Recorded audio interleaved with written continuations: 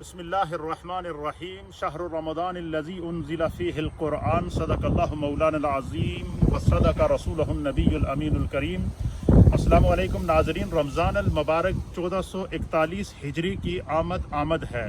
اور الحمدللہ امت مسلمہ اپنی پوری آب و تاب کے ساتھ، اپنی پوری روحانیت کے ساتھ اور اپنی پورے اخلاص کے ساتھ رمضان المبارک کی طرف بڑھتی چلی جا رہی ہے۔ اس وقت امت بہت ہی ابتلا کے عالم میں ہے۔ کرونا وائرس جیسی ابتلا نے، کرونا وائرس جیسی آزمائش نے پوری امت کو جکڑ کے رکھا ہوا ہے اور ہر آدمی اپنی جگہ پریشان ہے، اور اس کے لیے ہم سوشل ڈسٹینس کر رہے ہیں۔ اس کے لیے لوگ، پوری دنیا لاک ڈاؤن سے گزر رہی ہے، لوگ اپنے اپنے گھروں کے اندر بند ہیں، لیکن یہ سارے جو ہے سوشل ڈسٹینس کرنا، گھروں کے اندر بند رہنا، اپنے آپ کو آئسولیٹ میں رکھنا، یہ سارے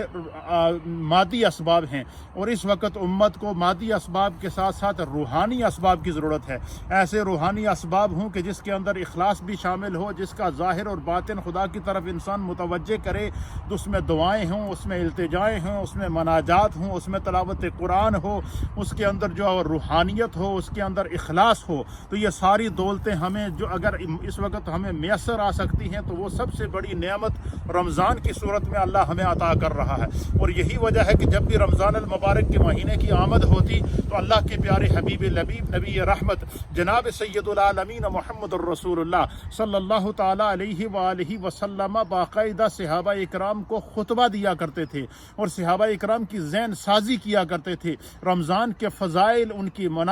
اس کے مناقب اور رمضان المبارک کے مہینے میں کی جانے والی عبادات کا اجر، رمضان المبارک کے مہینے میں کی جانے والی نیکیوں کا اجر و ثواب خود میرے مصطفیٰ کریم صلی اللہ تعالیٰ علیہ وآلہ وسلم بیان کرتے ہیں۔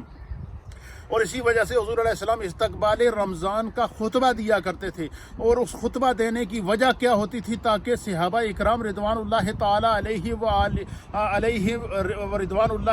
علیہم اجمعین ذہنی طور پر، فکری طور پر، تصوراتی طور پر، تخیلاتی طور پر اپنے آپ کو رمضان کے لیے تیار کر سکیں۔ رمضان سے ایک دن پہلے میرے مصطفیٰ کریم نے مسجد نبوی شریف کے ممبر پر بیٹھ کر صحابہ کو خطبہ دیا اور ان کو سمجھایا کہ یہ جو رمضان کا مہینہ ہے، یہ رحمتوں والا مہینہ ہے، برکتوں والا مہینہ ہے جو خداوند قدوس تم کو عطا کرنے والا ہے۔ پھر حضور نے فرمایا کہ اس مہینے میں اللہ رب العالمین نے رحمتوں کے دروازے کھول دیتا ہے۔ پھر اللہ کے حبیب علیہ الصلوۃ والسلام نے فرمایا کہ یہ وہ برکت والا مہینہ ہے کہ اس کا پہلا عشرہ رحمت ہے، دوسرا عشرہ مغفرت ہے، تیسرا جہنم سے آزادی کا عشرہ ہے۔ پھر اللہ کے حبیب علیہ السلام نے ایک دوسرے کو روزہ افطار کرنے کی فضیلت کے اوپر خطبہ دیا۔ پھر اللہ کے حبیب علیہ الصلوۃ والسلام نے فرمایا کہ جو اس مہینے کے اندر نیکی کرتا ہے، عام مہینوں میں فرض ادا کرنے کے اس کو ثواب ملتا ہے، فرمایا کہ اس مہینے میں ادا کیے جانے والے نوافل عام مہینوں میں فرض کے ثواب کے برابر اللہ ثواب عطا فرماتا ہے۔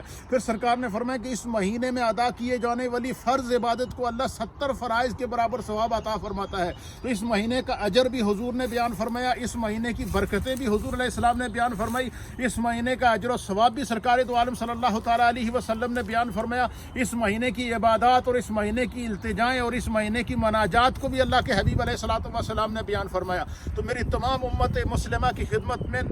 یہ خلوص دل کے ساتھ یہ گزارش ہے کہ اس رمضان کو غنیمت جانیں کہ اس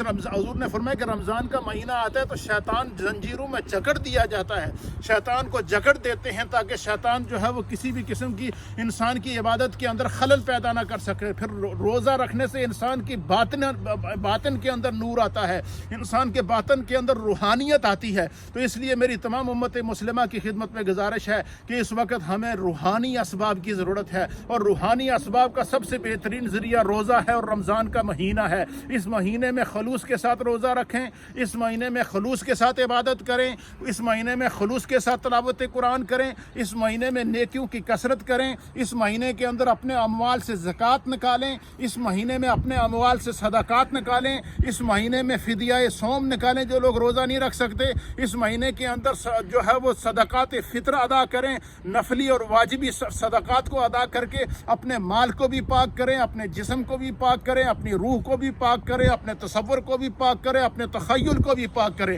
جب اتنی نعمتیں ہمیں مل جائیں گی تو پھر خلوص دل کے ساتھ جب ہم اپنے رب کی طرف متوجہ ہوں گے اور نبی پاک کا وسیلہ اللہ کی بارگاہ میں پیش کر کے اللہ کی بارگاہ میں گڑ گڑا کر التجا کر کے خدا کی بارگاہ میں ہم دعائیں کریں کہ اللہ تعالی ہمیں کرونا وائرس جیسی ابتلا سے نجات عطا فرمائے۔ اس وقت امت جکڑی ہوئی ہے، امت مشکل کے اندر ہے، لیکن جو ہے وہ اللہ تعالی نے اگر دنیا پوری لاک ڈاؤن ایک طرف کر دی ہے تو دوسری طرف میرے خداوند کریم نے، وہ رحمان ہے، وہ رحیم ہے، وہ کریم ہے، اس مالک و مولا نے رحمت کے دروازے کھول دیے ہیں، مغفرت کے دروازے کھول دیے ہیں، جہنم سے آزادی کل کے لیے اذن عام رب کریم اس رمضان میں ہمارے لیے کر رہا ہے۔ اس لیے تمام مرد و خواتین جہاں بھی میری آواز اس سوشل میڈیا کے ذریعے پہنچ رہی ہے، میرے یوٹیوب چینل کے ذریعے پہنچ رہی ہے، میرے فیس بک کے ذریعے پہنچ رہی ہے، میرے سوشل میڈیا نیٹ ورک کے ذریعے جو پیغام پہنچ رہا ہے وہ یہ ہے کہ خلوص دل کے ساتھ روحانی اسباب کا انتظام کریں تاکہ خدا ہمیں کرونا وائرس جیسی وبا سے نجات عطا فرمائے۔ اللہ امت کے اوپر آنے والی آزمائشوں سے خدا ہمیں محفوظ رکھے۔ اس وقت دکھی انسانیت کے دکھوں کو سمجھیں۔ حضور نے فرمایا کہ شہر رمضان شہر المواسات، یہ دوسروں کے دکھوں کو سمجھنے والا کا مہینہ ہے، مساوات کا مہینہ ہے، برابری کا مہینہ ہے۔ جب انسان خود بھوکا رہتا ہے تو اسے دوسرے کی بھوک اور پیاس کا احساس ہوتا ہے۔ اس وقت لاک ڈاؤن کے دوران بہت سارے لوگ بے روزگار ہیں، ان کے پاس کھانے پینے کے لیے کچھ نہیں ہے۔ اپنے ساتھ ساتھ ان کے کھانے پینے کا اہتمام کریں، ان کی افطاری کا اہتمام کریں، ان کے گھروں کے چولہے جلا کے رکھیں تاکہ خداوند قدوس ہمارے ان روحانی اسباب کی برکت سے ہمیں کرونا وائرس جیسی ابتلا سے نجات عطا فرمائے۔ اللہ کی بارگاہ میں دعا ہے کہ رب کریم اس رمضان کو ہمارے لیے رحمت والا رمضان بنائے، کرم والا رمضان بنائے، بخشش والا رمضان بنائے، جہنم سے آزادی کا رمضان بنائے، اور اس بابرکت مہینے میں خدا اپنی بارگاہ سے ایسی رحمت کی ہوا اس زمین کے اوپر نازل کرے کہ اس زمین اس رحمت کی ہوا کی لپیٹ میں یہ کرونا وائرس کی وبا بہ جائے، کرونا وائرس ختم ہو جائے، مہلک بیماریاں ختم ہو جائیں، مسلمانوں کی ابتلائیں ختم ہو جائیں، انسانیت جو ہے مشکل میں گری ہوئی ہے، اس رمضان کی برکت سے خدا اس انسانیت کے لیے آسانیاں پیدا کرے۔ اللہ تعالیٰ کی بارگاہ میں دعا ہے کہ رب کریم اس رمضان کو ہمارے لیے وسیلہ ظفر بنائے اور ہمارے لیے بخشش کا ذریعہ بنائے اور ہماری دعاؤں کی قبولیت کا ذریعہ بنائے، اور امت مسلمہ کے لیے یہ رمضان کرونا وائرس سے نجات کا ذریعہ بنے۔ اللہ تعالی ہم سب کا حامی و ناصر ہو۔ والسلام علیکم ورحمۃ اللہ تعالی وبرکاتہ۔